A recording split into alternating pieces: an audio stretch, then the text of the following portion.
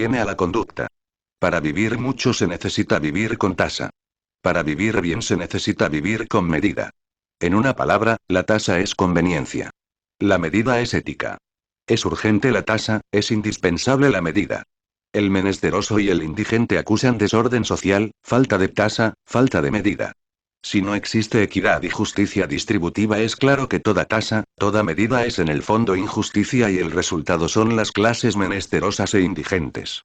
Cuando existe equidad y justicia distributiva, la tasa es perfecta, la medida es justa. Si verdaderamente se quiere el equilibrio perfecto de balanza económica, si realmente se desea trabajar para un mejor nivel de vida para estos pueblos sufridos y hambrientos, es urgente el apoyo oficial a la libre iniciativa individual. La prensa burguesa constantemente hace alarde de apoyo oficial a la iniciativa privada. Las deliberaciones de la reunión anual conjunta del Banco Mundial, el Fondo Monetario Internacional y la Financiación Internacional de Fomento efectuado en Tokio del 7 al 11 de septiembre del año 1964, no sirven porque no benefician a los limpiabotas, sirvientas, carpinteros, latoneros, barrenderos, fabricantes de dulces, fabricantes de calzado, sastres pobres, pequeños fabricantes de útiles de oficina, etcétera, etcétera, etcétera. Lo que no beneficia a todos y cada uno de los ciudadanos realmente no sirve para nada. Los únicos beneficiados por el Banco Mundial son los poderosos industriales, los amos del capital, los plutócratas. Al mercado internacional de capitales jamás podrán concurrir los pequeños industriales, los hijos del pueblo, las clases sufridas. Esa clase de mercados es para los enemigos del pueblo, para esos bárbaros que tienen en completo desequilibrio la balanza económica de las naciones. De nada sirve el regreso de varios países al mercado de capitales, si no se apoya la libre iniciativa individual de las clases menesterosas e indigentes. Los representantes de la iniciativa privada sostienen constantemente cambios de impresiones con poderosos banqueros, financieros y hombres de negocios de los distintos países de la Tierra, pero jamás se preocupan por el apoyo a los pequeños industriales del proletariado. Los representantes de la iniciativa privada son burgueses perversos, potentados, plutócratas, imperialistas, déspotas de la riqueza a quienes no les importa un comino el pequeño industrial fabricante de velas, la pobre mujer del pueblo fabricante de dulces, el viejo zapatero de la esquina, remendador de calzado, etcétera, etcétera, etcétera. A los representantes de la iniciativa privada solo les interesa las poderosas industrias de la gente millonaria, la diversificación de comercios nacionales, asistencia técnica con jugosas entradas, etc. El apoyo oficial a la iniciativa privada es falso en un 100%.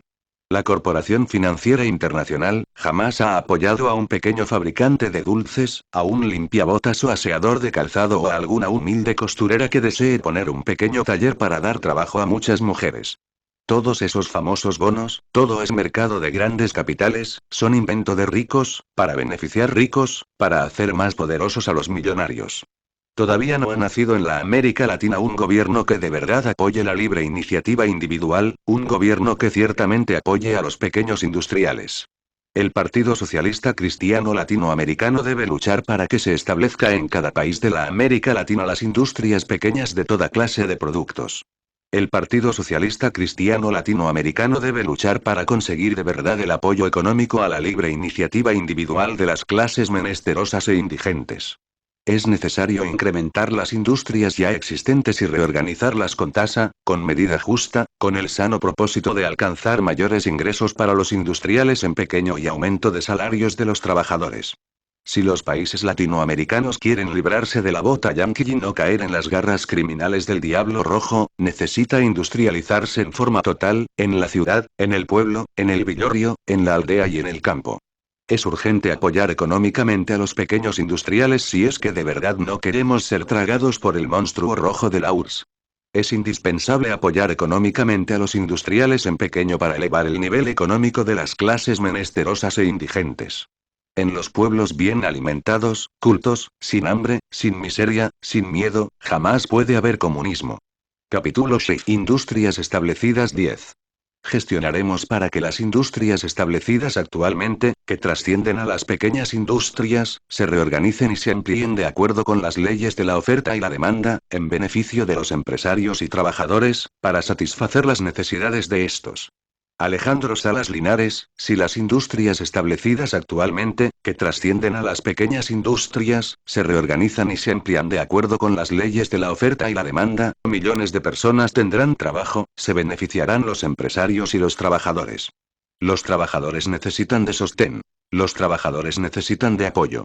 Los empresarios constituyen el sostén de los trabajadores, las leyes, el apoyo. Desde otro punto de vista más democrático y proletario podemos asegurar en forma enfática que los trabajadores son realmente el sostén de los empresarios, pues sin los trabajadores no existe el trabajo ni la empresa. Sostén se compone de sos, corrupción de sub, y el verbo latino tenere. Significa literalmente tener debajo, es decir, tener una base, un fundamento. La base de la empresa, el fundamento, es la fuerza de trabajo de los trabajadores. Los empresarios sostienen a los trabajadores, estos sostienen a los empresarios. Sin empresa no hay trabajadores. Sin trabajadores no hay empresas. Las leyes deben auxiliar, defender y apoyar en forma justa y perfecta a los empresarios y a los trabajadores. Si las industrias establecidas actualmente, que trascienden a las pequeñas industrias, son debidamente apoyadas por los gobiernos, pueden ampliarse y reorganizarse para dar trabajo a millones de trabajadores. La ampliación y reorganización de las grandes industrias mediante el apoyo de los gobiernos resulta eficaces para solucionar el problema de la desocupación.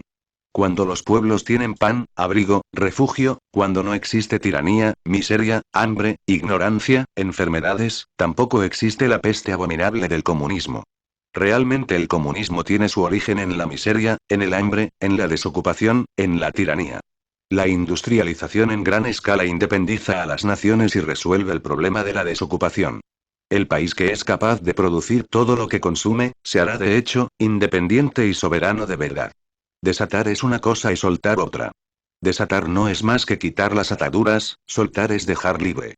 Las repúblicas latinoamericanas desataron las cadenas de la esclavitud, pero no las soltaron, todavía las cargan y las seguirán cargando mientras tengan que comprar todo al extranjero, mientras no sean capaces de producir lo que consumen. Ampliar las grandes industrias nacionales, reorganizarlas, es básico, es fundamental para acabar con el hambre de los pueblos y lograr la completa autoindependencia nacional. Capítulo XV. Industria pesquera 11. Solicitaremos ante quien corresponda, a fin de que el gobierno organice en gran escala la explotación de la industria pesquera, camaronera y demás similares que producen nuestras costas, mares y ríos, que actualmente son extranjeros quienes explotan dicha industria y el pueblo mexicano carece de tales alimentos de suma importancia a sus organismos. Alejandro Salas Linares, si el Gobierno Nacional de México organiza en gran escala la explotación de la industria pesquera, camaronera y demás similares que producen nuestras costas, mares y ríos, el pueblo mexicano estará mejor alimentado, ya que actualmente carece de tales elementos vitales. Todas las naciones de América Latina a excepción de Bolivia, poseen bellas costas marítimas y hermosos puertos. El mar puede abastecer al mundo entero, del mar sale la vida. La industria marítima en grande escala es algo todavía virgen y sin embargo hay hambre sobre la faz de la tierra. Es necesario crear la industria marítima, es urgente especificar y clasificar los oficios marítimos.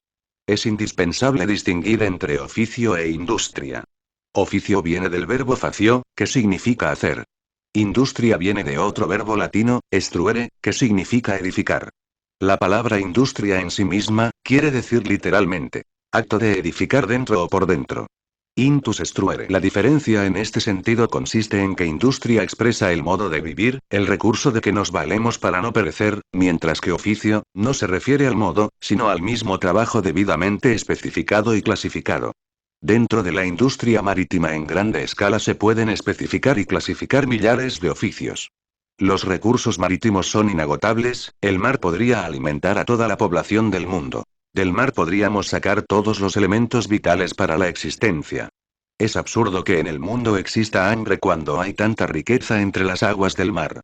La organización de la industria marítima en grande escala podría darle trabajo a muchos millones de trabajadores. La ciencia contemporánea ha logrado muchos adelantos y ya los científicos resolvieron el problema de convertir el agua salada en agua dulce, pero entre la profundidad de los océanos existen incalculables riquezas que la humanidad no sabe explotar. No exageramos al afirmar que el mar podría solucionar muchos problemas económicos de la humanidad. Desafortunadamente hoy por hoy, habiendo mucha ciencia, falta ciencia, existiendo tantas industrias, falta industria marítima.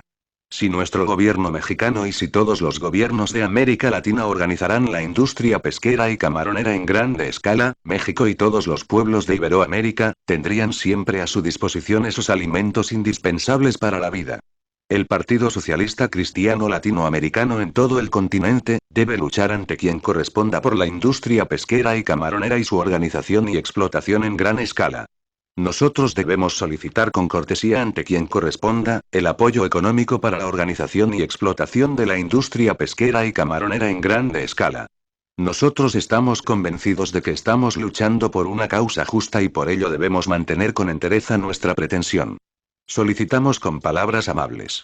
Pretendemos con antecedentes, con argumentos y hasta con huelgas, paros totales o parciales, tortuguismo, trabajo muy lento, etcétera, etcétera, etcétera. Capítulo XB. Déficit industrial 12. En las industrias establecidas o instituciones donde registran déficit, se designarán comisiones técnicas de investigación, con el objeto que descubran las causas del citado déficit, regularizando el funcionamiento en sentido positivo de la industria de que se trate, para que el gobierno reciba ingresos y no se alteren los precios de las demás mercancías, en beneficio del pueblo mexicano. Ejemplo. La industria petrolera que aumenta cada vez más su deuda al exterior y se le denomina deuda petrolera. Alejandro Salas Linares. Es lamentable que muchas industrias establecidas o instituciones donde se registran déficit, fracasen en perjuicio de los pueblos, solo por falta de investigación técnica. Todo efecto tiene su causa, nunca puede existir efecto sin causa. Cualquier déficit es en sí mismo el efecto de una causa que se puede y se debe investigar. A través de la observación y la experiencia hemos podido verificar que muchos déficits tienen por causa el fraude, negocios turbios, abusos, derroche de dineros, etc. Las comisiones técnicas de investigación deben descubrir la raíz de todo déficit, su causa original y luego regularizar el funcionamiento de la institución en sentido altamente positivo, al fin de que el gobierno reciba ingresos y el pueblo beneficios. El caso concreto de la deuda petrolera mexicana no es exclusivo de México, muchos otros países latinoamericanos tienen el mismo problema y si se investigara a fondo la causa de tal problema, muchos poderosos caerían en la cárcel. Para descubrir una cosa es indispensable que la cosa exista. Inventarla es condición indispensable que no haya de existir. Descubrir es hallar lo que no se ha visto, lo que aún no se conocía. Inventar es hacer lo que no podía verse ni conocerse puesto que no existía antes. Se descubre un déficit. Se descubren señales en el déficit. Eso no es invento puesto que ese déficit existía antes de que se descubriese. Descuidar el problema creado por un déficit es un crimen contra el pueblo. Descuidar es como si dijéramos descurar, no tener cura, cuita, cuidado. La negligencia y el descuido conducen a toda industria al fracaso.